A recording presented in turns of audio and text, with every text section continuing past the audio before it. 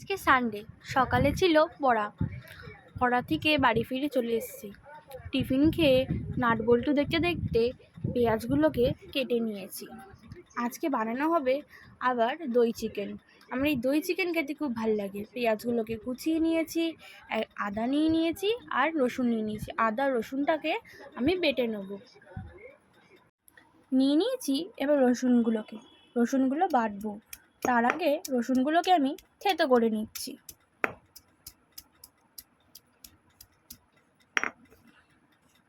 রসুন আমার বাটা হয়ে গেছে। এবার আমি বাটবো আদাগুলোকে।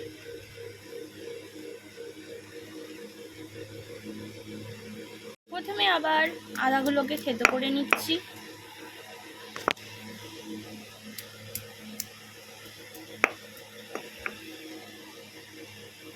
আদাটাও বাটা হয়ে গেছে। বেটে নিয়েছি লঙ্কা। এই লঙ্কাটা আমি আর হাত দিয়ে কাচাইনি, চামচ দিয়ে কাচিয়েছি, নাহলে খুব জ্বালা করে হাতটা পড়ে। চিকেনটাকে ভালো করে ধুয়ে নিয়েছি। এবার তাতে দিয়ে দেবো পরিমাণ মতন লবণ। এরপর দিয়ে দেবো পরিমাণ মতন হলুদ গুঁড়ো।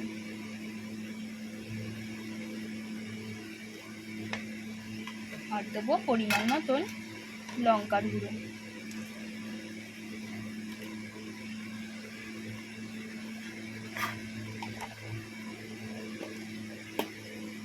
দিয়ে দেবো আদা বাটা, রসুন বাটা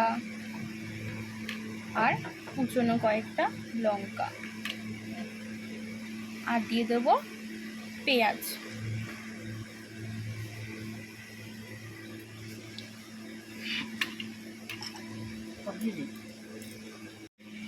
এরপর দিয়ে দেবো সাদা তেল। দিয়ে এটাকে খুব ভালো করে ম্যারিনেশন করতে হবে। প্রায় 5 মিনিট ধরে এটা ম্যাসেজ করবেন, তাহলে খুব ভালো হয়। আর এই দই চিকেন বানাতে কিন্তু খুব অল্প পরিমাণ তেল লাগে। বলতে গেলে 3 চামচে এই দই চিকেন হয়ে যায়। ভালো করে মেখে নিচ্ছি আমি।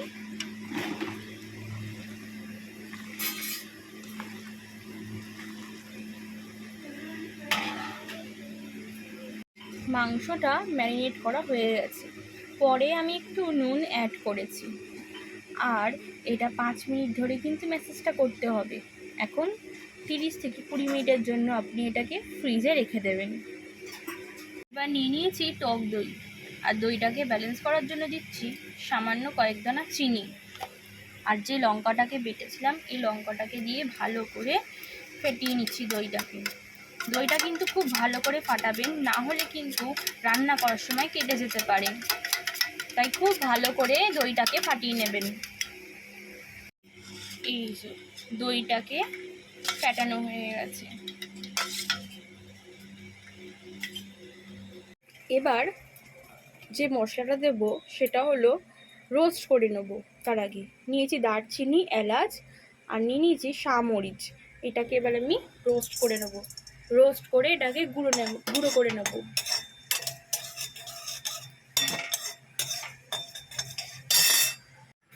এবার এই রোস্ট করা মশলাটাকে ঠান্ডা করতে দেবো। এটাই কিন্তু এই রান্নার গরম মশলা।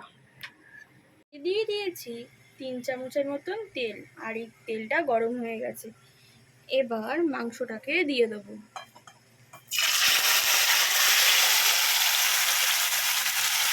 আর এটাকে হাই ফ্লেমে করে দেবো। হাই ফ্লেমে ভালো করে নাড়বো।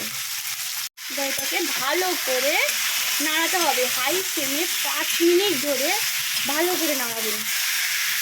একদম কিন্তু হাই ফ্লেমে এটাকে করবেন 5 মিনিট।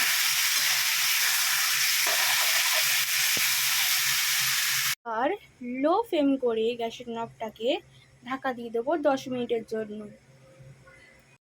এবার মশলাটাকে গুঁড়ো করে নিচ্ছি। মা গুঁড়ো করে নিচ্ছে গরম মশলাটাকে। এবার মাংসের গা থেকে জলগুলো ছেড়ে দিয়েছে। দিয়ে দেবো এবার আমরা যে দইটা বানিয়েছিলাম।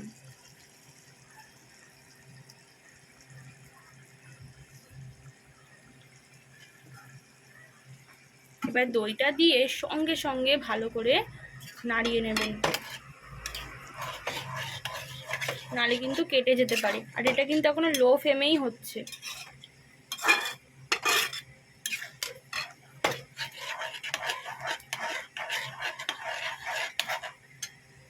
দিয়ে দেবো চিনি,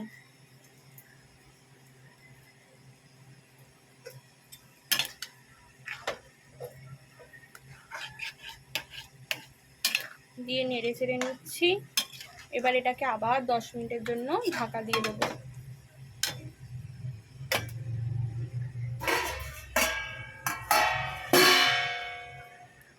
এবার 10 মিনিট ফুটুক এটা। এরপরে দিয়ে দেবো কাসুরি মেথি,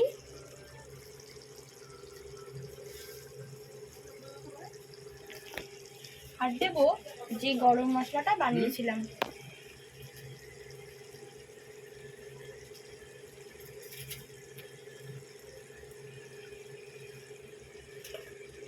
এবার মাংসটা হয়েই গেছে।